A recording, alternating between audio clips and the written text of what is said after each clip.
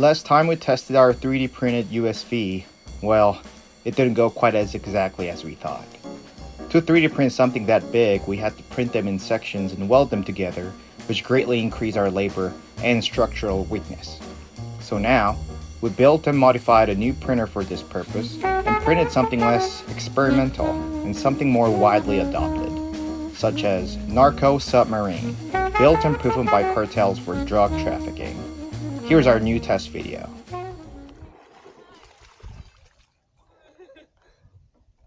Don't get my shoes wet. Actually, Simon. I can just kind of start. I think it's recording already. Donkey Eco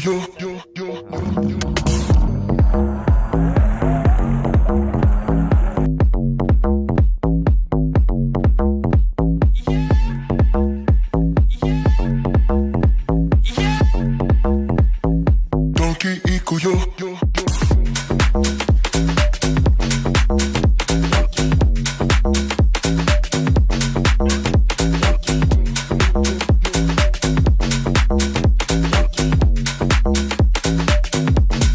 Donkey Eco